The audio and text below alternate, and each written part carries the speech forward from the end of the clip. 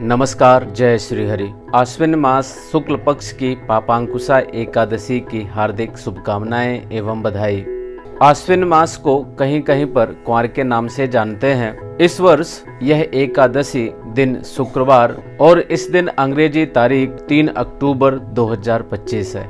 आश्विन मास का व्रत हम सभी भक्तों को अवश्य करना चाहिए, क्योंकि इस व्रत का नाम ही पापांकुशा है और जिसका अर्थ नाम से ही स्पष्ट है, पाप अंकुश, पाप को रोकने वाली। हम सभी भक्तों से कभी ना कभी गलती से, भूल से छोटे मोटे पाप हो ही जाते हैं, तो इससे मुक्ति पाने के लिए, मुक्ति दिलाने वाली यह एकादशी हमारे लिए बहुत लाभदायक है और भविष्य में कभी भी हमसे इस तरह के पाप नहीं हो, उसको रोकने के लिए इस एकादशी का व्रत अवश्य करना चाहिए। आइए आज हम जानेंगे इस पापांकुशा एकादशी का महात्म्य और पारायण और हमें फलाहार में क्या लेना चाहिए। आइए आरंभ करते हैं कथा से। कथा का आरंभ भगवान श्री कृष्ण से युधिष्ठिर जी के द्वारा पूछे गए प्रश्नों से होता है। युधिष्ठिर जी ने पूछा, मधुसूदन, अब कृपा करके यह बताइए कि अश्विन के शुक्ल पक्ष में किस नाम की एकादशी होती है। युधिष्ठिर जी के प्रश्नों को सुनकर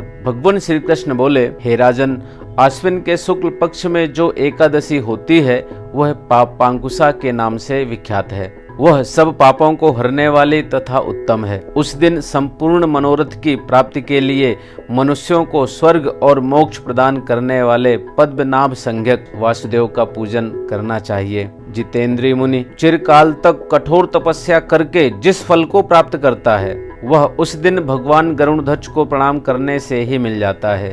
पृथ्वी पर जितने तीर्थ और पवित्र देवालय हैं, उन सब के सेवन का फल भगवान विष्णु के नाम कीर्तन मात्र से मनुष्य प्राप्त कर लेता है। जो सारंग धनुष धारण करने वाले सर्वव्यापक भगवान जनार्दन की शरण में जाते हैं, उन्हें कभी यमलोक की यातना नहीं भोगनी पड़ती। यदि अन्य कार्य के प्रसंग से भी मनुष्य एकमात्र एकादशी को उपवास कर ले, तो उसे कभी यम यातना नहीं प्राप्त होती। जो मनुष्य विष्णु भक्त होकर भगवान शिव की निंदा करता है, वह भगवान विष्णु के लोक में स्थान नहीं पाता, उसे निश्चय ही नरक में गिरना पड़ता है।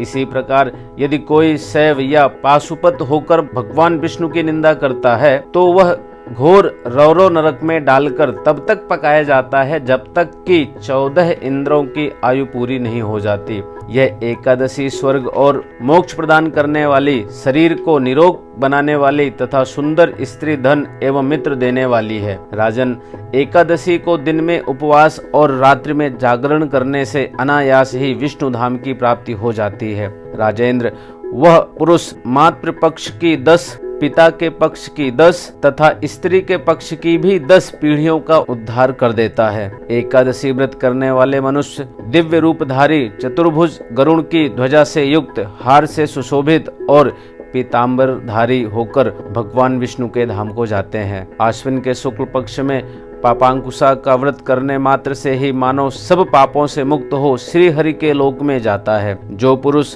सुवर्ण, तिल, भूमि, गौ, अन्न, जल, जूते और छाते का दान करता है, वह कभी यमराज को नहीं देखता। नृपश्रेष्ठ, दरिद्र पुरुष को भी चाहिए कि वह यथाशक्ति स्नान, दान आदि क्रिया करके अपने प्रत्येक दिन को सफल बनावे। जो होम, स्नान, जप, ध्यान और यज्ञ आदि पुण्य कर्म करने वाले हैं, उन्हें भयंकर यम यातना नहीं देखनी पड़ती।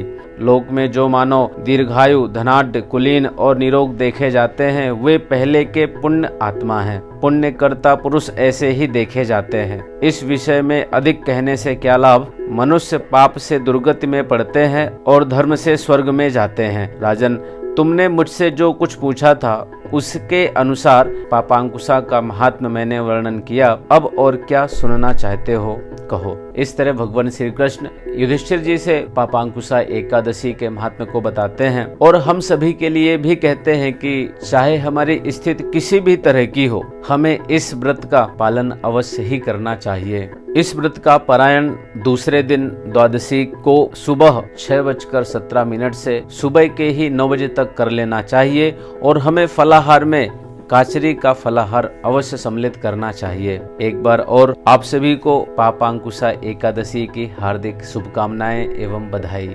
जय श्री हरि।